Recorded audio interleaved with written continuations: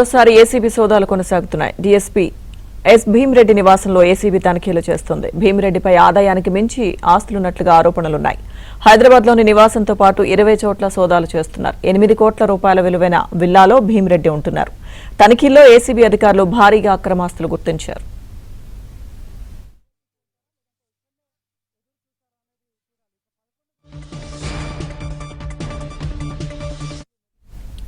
హైదరాబాద్ లో మరోసారి ఏసీబీ సోదాలు కొనసాగుతున్నాయి. డీఎస్పీ ఎస్ భీమిరెడ్డి నివాసంలో ఏసీబీ తనిఖీలు చేస్తుంది.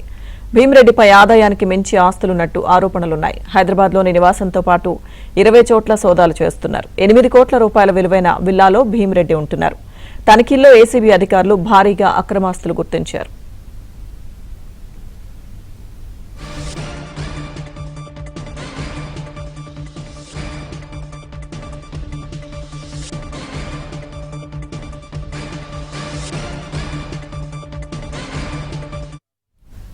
మరింత సమాచారం మా ప్రతినిధి మణికంఠ అందిస్తారు.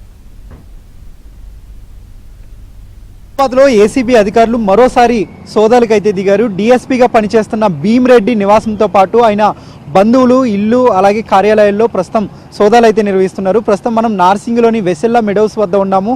ఈ విల్లాలోనే భీమిరెడ్డి అయితే నివాసం ఉంటూ ఉన్నాడు. అయితే ఈ విల్లా ఖరీదే 8 కోట్ల రూపాయలు ఉన్నట్లుగా అధికారులు అయితే అంచనా వేస్తూ ఉన్నారు.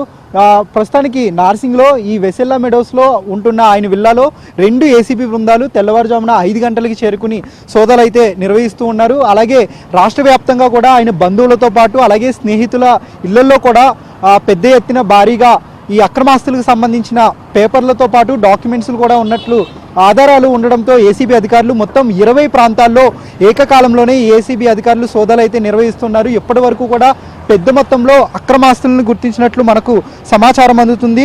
భీమిరెడ్డి గతంలోనే జడ్చెర్ల సీఐగా పనిచేశాడు. ఆ సమయంలో అక్కడ ఉన్న రైతులకు సంబంధించి భూ వ్యవహారాలు కావచ్చు, లేదంటే అక్కడ ఉన్న స్థానిక రాజకీయ నేతలను టచ్లోకి తీసుకుంటూ ఎప్పటికప్పుడు సెటిల్మెంట్లు చేయడం ద్వారా భారీగా అక్రమాస్తులు కూడబెట్టాడంటూ కూడా పలు ఆరోపణలు ఉన్నాయి. అలాగే పటాన్ చెరువులో ఆయన డిఎస్పీగా కొనసాగాడు. సో ఆ సమయంలో కూడా పటాన్ చెరువులో వ్యవసాయ భూములు కావచ్చు, లేదంటే పారిశ్రామిక వాడలకు సంబంధించిన భూములు కావచ్చు, అక్కడ సెటిల్మెంట్లతో పాటు వివిధ రాజకీయ నేతలను పరిచయం చేసుకుని పెద్ద ఎత్తున సెటిల్మెంట్లు చేయడం ద్వారా భారీగా అక్రమాస్తులు ఇవన్నీ కూడా కూడబెట్టినట్లు అధికారులు అయితే పలు ఆధారాలు అయితే సేకరించారు. ప్రస్తుతం ఆయనకు సంబంధించిన ఆస్తుల వివరాలతో పాటు అలాగే సర్వీస్కి సంబంధించిన వివరాలు కూడా ఏసీపీ అధికారులు రాబడుతున్నట్లుగా మనకు సమాచారం అందుతుంది.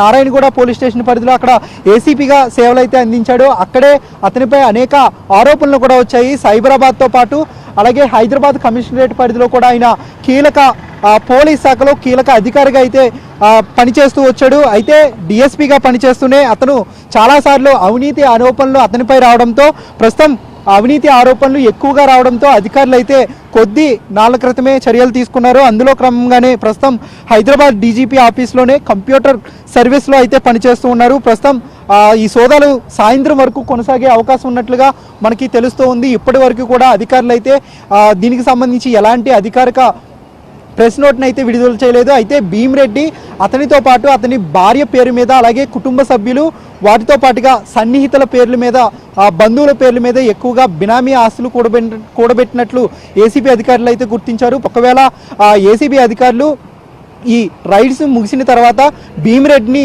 అరెస్ట్ చేస్తారా, లేదంటే కేవలం రైడ్స్ ముగిసిన అనంతరం అతన్ని విడిచిపెడతారా అనేది ప్రస్తుతం తెలియాల్సి ఉంది. వీడియో జర్నలిస్ట్ దాస్తో మణికంఠ, ఏబిఎన్ ఆంధ్రజ్యోతి, హైదరాబాద్.